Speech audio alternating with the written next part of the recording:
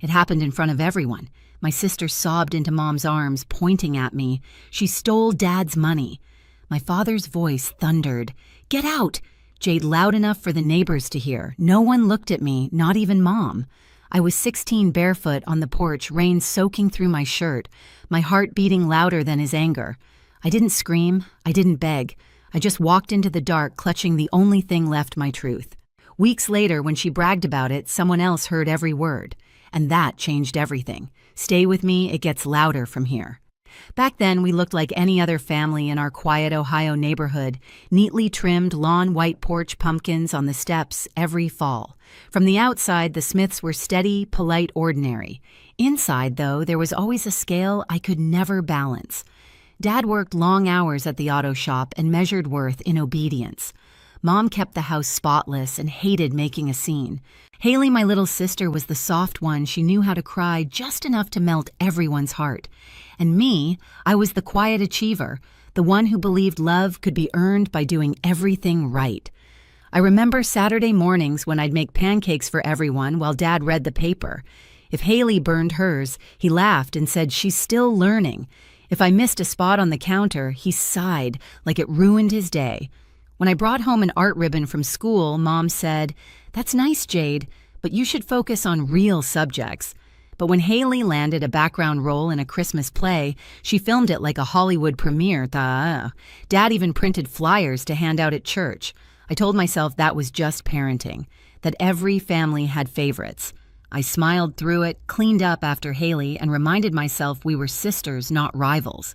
She'd borrow my sweaters, leave them stained, and I'd still fold her laundry. She'd forget her homework, and I'd help her finish it before bed. I thought kindness could fix anything. I thought being the good one mattered. That illusion cracked slowly, little things like the way Mom would hush me if I corrected Haley, or how Dad's face softened only when she spoke. One night during dinner, Haley spilled grape juice across the table. It splashed onto my sketchbook. I froze. Dad snapped at me. "Don't overreact." Then he smiled at her. "It's okay, honey. Accidents happen." My hands shook as I dabbed the pages dry, pretending it didn't sting. That's when I realized something simple but brutal. My place in that house wasn't to be loved. It was to make loving her easier for everyone else. And still, I stayed quiet. Because that's what peace looked like in our family, silence wrapped in smiles. The older we got, the clearer it became. Haley was the sun, and I was the shadow that made her shine brighter. Every compliment to her came with a quiet comparison aimed at me. When she got a C in math, Dad said she just needs time. When I brought home an A, he said, "Don't brag." At church, people would say, "Your girls are so different." Mom always laughed. "Yes, one's the angel, the other's artistic." I knew what she meant. Artistic was her polite word for difficult. I kept trying to win them over. I stayed after school to help teachers clean up the art room. I volunteered at the library. I even helped Mom decorate for Haley's birthday balloons, cupcakes, glitter all over the floor. When the guests arrived, Mom pulled me aside and whispered, "Stay out of the pictures, honey. Let her have the spotlight." I nodded, pretending it didn't matter. But when the camera flash went off and I wasn't in the frame, something inside me cracked. At dinner that night, Dad poured Haley another glass of soda, ruffled her hair, and said, "She's such a sweetheart, never gives us trouble." I laughed too quietly because the alternative was crying. Then came the whispers at school. Someone, probably Haley, told her friends I was jealous that I always needed attention. People started watching me differently, waiting for me to prove her right. I worked harder to stay invisible. It almost worked until the missing money. It was a Saturday. Dad had been saving for a new car part, cash tucked in an envelope in his desk. I saw him count it once, nearly $200. That evening, Haley came into my room, eyes red. "Dad's furious," she said, voice trembling. "He can't find the money." I stood up alarmed. "Maybe he misplaced it." She hesitated, then looked at me the way a snake sizes its prey. "You should talk to him before he finds out." Minutes later, Dad burst into my room, veins visible at his temple. "Where is it?" he barked. I blinked. "What?" He yanked open drawers, threw my clothes aside until his hand reached under my pillow. The envelope. My breath froze. Haley gasped behind him, perfect timing. "I told her not to." "Dad," she cried. "I told her it wasn't worth it."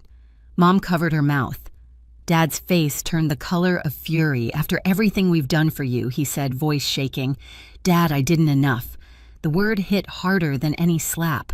I remember the silence afterward, the kind that hums inside your skull. I remember Haley's tears hitting the floor. I remember the sound of my own heartbeat, wild and helpless. That was the moment I realized there was no space left for truth in that house. Lies had taken root too deep. Later that night, I heard them whispering downstairs. Dad's voice low, full of shame. Mom's higher, frantic. Haley's sobs between them like punctuation marks. I stayed on the stairs, gripping the railing, listening to my own family plan my exile. "She needs to learn a lesson," Dad said. "Maybe she'll change," Mom replied. "She scares me," Haley whispered. I wanted to scream that I was still their daughter, but when I looked down the dark hallway, I understood something else. Instead, no matter what I said, they had already chosen the version of me they wanted to believe. And I wasn't in it. It happened 3 nights later. The October wind howled outside, rattling the windows while I sat cross-legged on my bed, sketching under the soft desk lamp. The smell of pencil shavings, the sound of my playlist, everything felt still. Then the door slammed open. Dad stormed in, face flushed. Mom followed, clutching Haley, who looked small and trembling in her arms. "She confessed," Mom said quietly, voice shaking.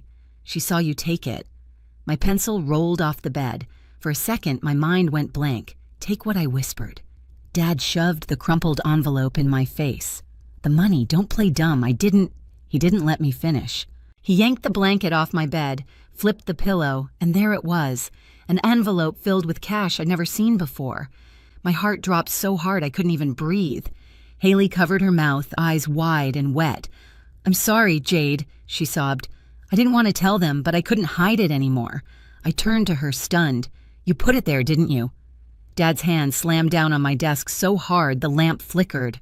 "Watch your tone," he barked. "You should be ashamed." Mom looked at me, her lips trembling. "Why would you do this to us?" "To your sister." The world blurred. My voice came out cracked. "I didn't steal anything. You have to believe me, but they didn't." The decision was already written across their faces. Dad grabbed a black trash bag stuffed in whatever he thought were my things, socks, a sweater, a pair of jeans, and thrust it against my chest. "Get out. This house doesn't harbor thieves." I just stared at him, my fingers numb around the plastic. "Dad, please. Go," he said. "Right now." Mom didn't speak. She only held Haley closer, whispering, "It's okay, sweetheart. Mommy's here." I'll never forget the way Haley looked at me, then how her tears suddenly stopped, how the corner of her mouth twitched upward for just a second. A smile small and cruel, and in that moment, I knew. The front door opened. Cold air rushed in, cutting through my skin like glass. The porch light glowed behind them as Dad shoved me out. The trash bag hit the ground with a dull thud. My bare feet touched the icy concrete, and I bit back a gasp. The door slammed. The lock clicked. Silence. For a long time, I just stood there staring at the wood grain of the door, the light bleeding through the gap at the bottom. I thought about knocking about, screaming until someone listened, but something in me broke clean instead. I knew even if I shouted until my voice vanished, no one would open that door again. So I turned away. The night was bitter wind slicing through my thin pajamas. My breath came out in white clouds as I stepped off the porch and onto the street. The asphalt stung like fire under my feet, but I kept walking.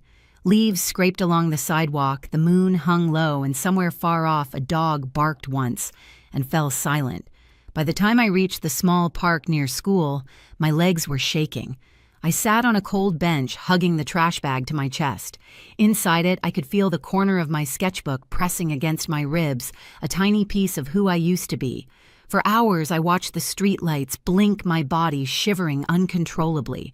And when dawn finally bled into the horizon, one thought circled in my head, steady and cold. If they could throw me away so easily, then I would learn how to live without them. The first few nights blurred into each other: park benches, bus stops, the empty library staircase. I learned how to stay invisible. I'd sit in the farthest corner of the library until closing, pretending to read.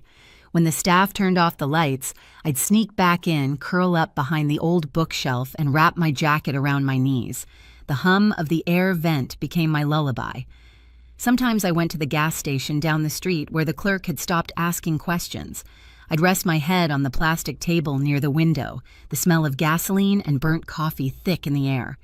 Every time the door chimed, I flinched, expecting my father's voice. It never came. Days passed like that quiet, hungry cold, and then one afternoon I saw her, Grandma Maggie, standing outside the library in her gray coat holding a paper bag. "You look like you haven't eaten," she said softly. I froze, terrified she'd scold me, drag me home. But she just handed me the bag, sandwiches, an apple, a folded 20. "Stay where you are, Jade. Let me handle this." I didn't understand what she meant then, but I would. 2 weeks later, I found out she'd gone to a family dinner at her house. My parents were there, proud of their good daughter. Haley was laughing, showing pictures on her phone, the star of the night. And that's when she said it. The words that changed everything. "You won't believe what I pulled," she bragged, smirking at her cousin over FaceTime. I slipped the money under her pillow and cried a little. They totally bought it. "She's gone now, problem solved." Grandma heard every word. She didn't interrupt. She didn't even blink. She quietly took her iPad, hit record, and let the truth hang itself. The next morning, she texted Mom, "Meet me at the church after service." Alone. I didn't know all of this until later. But that day, while I sat in the library sketching with numb fingers, Grandma was confronting them. She played the recording in the small prayer room behind the altar. Haley's voice echoed off the walls, every cruel word, every giggle. Mom broke down, sobbing. Dad turned white. Grandma didn't yell. She just said, "You threw away a child for a lie. Now you'll make it right." By that afternoon, they had no choice. Grandma made them post a public apology on Facebook in the church group, even emailed my school principal. My name cleared within hours. The same people who whispered behind my back now wrote comments like, "Poor Jade," and "How could they?" Dad's phone buzzed nonstop. Mom couldn't leave the house. And Haley, she stayed in her room, curtains drawn. That night, Grandma came to find me again. When I saw her standing in the library doorway, I dropped my pencil and ran. She held me tight, whispering, "You don't need to defend yourself anymore. The truth spoke for you." Later, in her warm kitchen over soup and soft lamplight, I finally let myself cry, not from pain, but from relief. For the first time in weeks, I wasn't invisible. Grandma kept me with her after that. Her red brick house smelled like cinnamon and coffee, and every morning she'd hum while frying eggs, pretending not to notice when I lingered in the doorway, just to be sure she was real. She didn't ask me to forgive anyone. She only said, "Let the truth do what it's meant to do, heal you, not chain you." At school, teachers who once avoided me now met my eyes. My English teacher slipped a note onto my desk. "I'm sorry. I should have asked, not assumed. I didn't need more than that." Haley avoided me completely, walking the opposite direction in the hall. At church, people whispered, but this time the weight wasn't on my shoulders, it was on theirs. One weekend, Grandma brought me a pair of new running shoes, navy blue with white lace. "You need to feel the ground again," she said. I started running in the mornings through quiet streets past houses still asleep. The air was sharp clean. Each step felt like reclaiming something they'd taken. A month later, Dad tried to call.